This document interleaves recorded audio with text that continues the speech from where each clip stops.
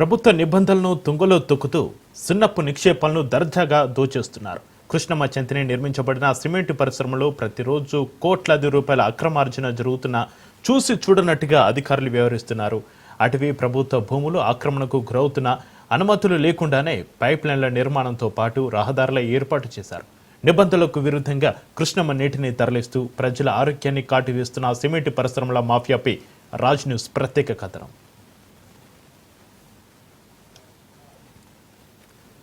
దివంగత మాజీ సీఎం రాజశేఖర రెడ్డి సన్నిహితుడు అయిన ప్రతాప్ రెడ్డికి 2002లో నల్గొండ జిల్లా దామరచర్ల మండలం గణేష్పాడు వద్ద చాణక్య సిమెంట్స్ పేరిట కర్మాగారాన్ని ప్రారంభించాడు.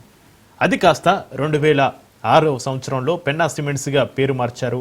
అటవీ భూముల నుంచి ప్రధాన రహదారి కావాలని అప్పటి ప్రభుత్వానికి దరఖాస్తు చేసుకోగా వారికి అవసరమైన భూములకు బదులుగా వేరే చోట భూములు అటవీ శాఖకు కొనుగోలు చేసి ఇవ్వాలని ప్రభుత్వం తెలిపింది.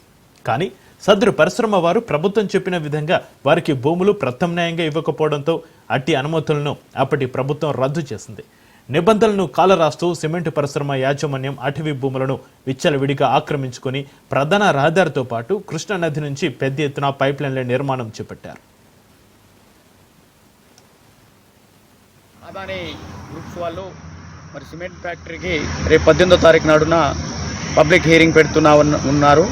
మరి స్థానిక ఉన్న ప్రజలందరికీ అన్యాయం జరుగుతూ ఉంది. మరి స్థానికంగా ఉన్న వాళ్ళకి చాలా పొల్యూషన్ ద్వారా ఇబ్బంది పడి ల్యాండ్ ఆనాడు స్థాపించేటప్పుడు స్థానిక ఉన్న వాళ్ళది ల్యాండ్లను తీసుకున్నప్పుడు అగ్రిమెంట్ ప్రకారం అక్కడ స్థానిక ఉన్న వాళ్ళకి అందరికీ కూడా ఉపాధి కల్పించాలని చెప్పి ఆ రోజు అనడం జరిగింది. మరి వాళ్ళు తీసుకుంటున్నారు, మరి ఉపాధి లేదు.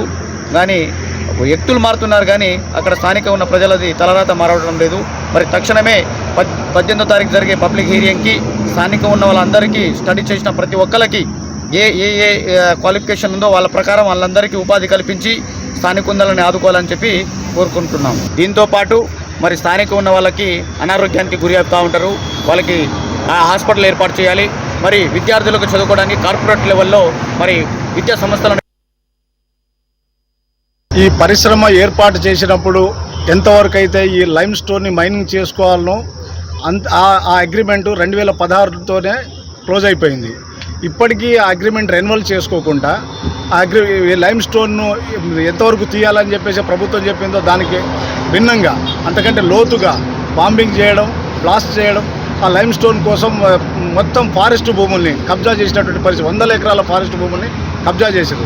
అదే సందర్భంలో గత 20 సంవత్సరాల నుంచి ఫారెస్ట్ లోపటి నుంచి ఎటువంటి అనుమతి లేకుండా, ప్రైమరీ అనుమతులు కూడా లేకుండా ఈ పరిశ్రమ ఇవాళ ఇక్కడ చేయాల్సినటువంటి బాధ్యత నుంచి తప్పుకుంటా ఉన్నదో ఆ విషయంపై ఎన్ఫోర్స్మెంట్ డైరెక్టర్ కానివ్వండి, సిబిఐ కానివ్వండి, సిఐడి కానివ్వండి, లోకాయుక్తలు కానివ్వండి, హైకోర్టులో కానివ్వండి అనేక కేసులు కూడా పెండింగ్లో ఉన్నాయి.